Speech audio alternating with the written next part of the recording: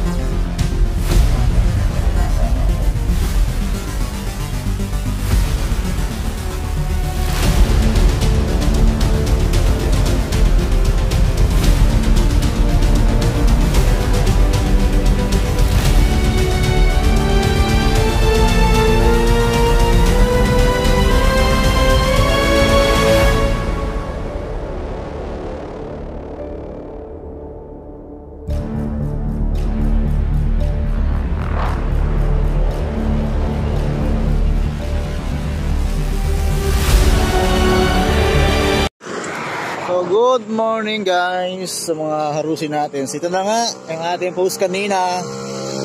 Mag-long drive tayo, no? Tagig to Nasugbo, Batangas,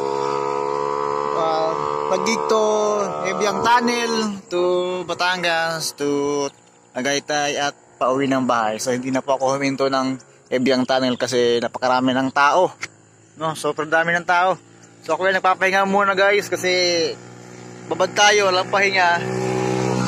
So nakita nyo naman guys yung ating last bar kanina, yung last na gas natin kanina. Umabutan po tayo ng Uno, no? Sa Cavite. So umabot tayo ng 51 kilometers ba yun? 52. So yun, 51 kilometers guys ang inabot ng ating 1 liter kanina mula bahay, no? So ito nung kahapon kasi guys, nag-adjust ako ng karayom kahapon kung goods ba siya sa number 1, no? Medyo ang ano nga lang guys, ang pangit lang kasi sa number 1 guys, walang power, no? Parang pag na mid drive ako guys, para siyang ano, kulang sa gas. Yun ang yan sa kanya. Kaya pagkakuan ko, naghanap ako ng place na pwede ko lipatan ng arayom, no? So ang dami kong stop dyan, pero hindi ako tumatagal kasi nga hinahabol ko ngayong oras para maaga makauwi agad kasi yung asawa kasi may pasok pa, no? So yan guys, ako ay nasa Batangas na po guys, no? So Batangas na po to, pa city ng Batangas na. Nasugbu, Batangas, no? So, so kung nagtatanong mo kayo guys, kung nagtatanong kayo kung bakit hindi ako tumitirik, so ito po ang technique niyan guys. So ganito po yan guys. So ino-open ko po siya guys. Yan, open siya para yung hangin na dumadaan sa kanya nasasaklot yung head natin, no? Pag gano'n, tsaka hindi uminit yung carb natin. So yan guys, mula sa bahay tinanggal ko siya para nakakasingaw siya kasi dito sa part na to guys malamig, no? So yun. So walang hintuan, so hindi po ako nakakuha ng place na magandang place sa may badang Ebyang Tunnel na para mag-vlog. So wala akong makuha magandang place kasi lahat ng madaanan ko punong-puno. So ang dami nagra-rides ngayong araw, January 2. Ang dami nagra-rides, no? Kasi na rin ako doon, so inesting ko siya kung ilang kilometro ba ang ating 1 liter. So umabot tayo ng 51 kilometers guys. So break in yun, grabe. Yun ang magandang balita guys, na umabot tayo ng 51 kilometers, no? Kasi hindi ko talaga ini-expect na ganun ang mangyayari, na abot tayo ng 51 kilometers, no? So ngayon pinapapahinga naman si passion ko para mamaya tuloy-tuloy na hanggang bahay, pauwi na ng bahay, tuloy-tuloy na, walang hintuan, no? Hindi pa ako nangagahan.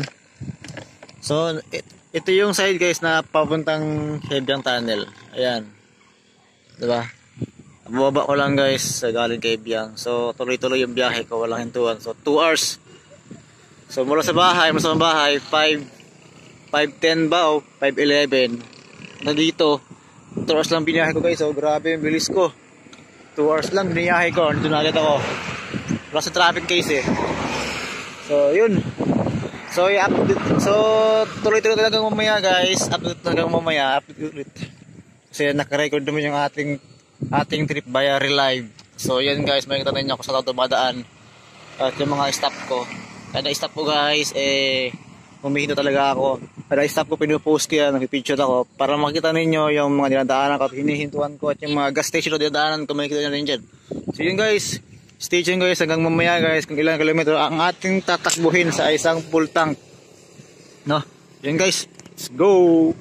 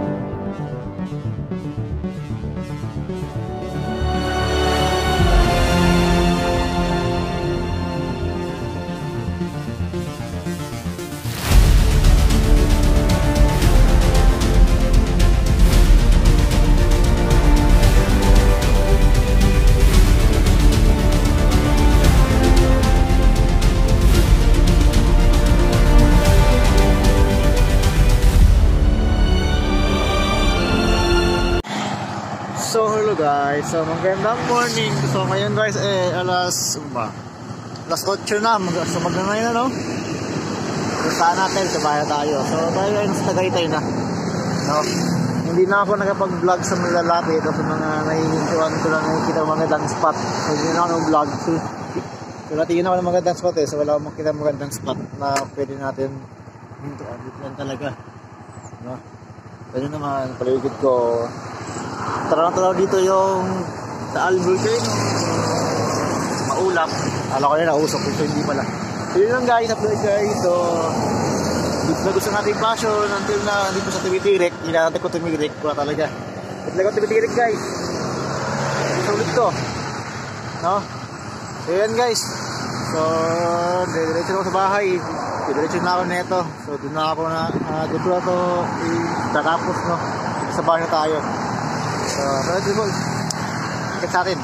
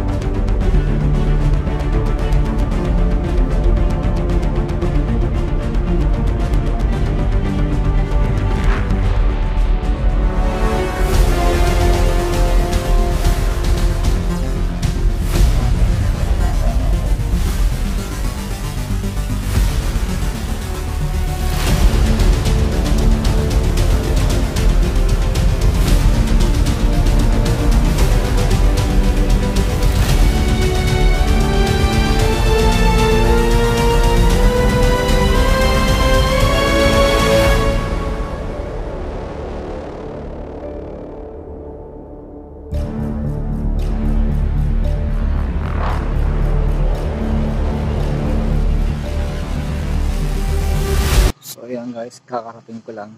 Alas 10:32. Traffic pa kasi. So, ayan. Patumahin na natin na talagang matipid si Passion. No? So, yun lang guys ang ating video ngayon guys. Kaya ko lang kung gaano sa katatag o katibay sa mga long drive. Ride safe.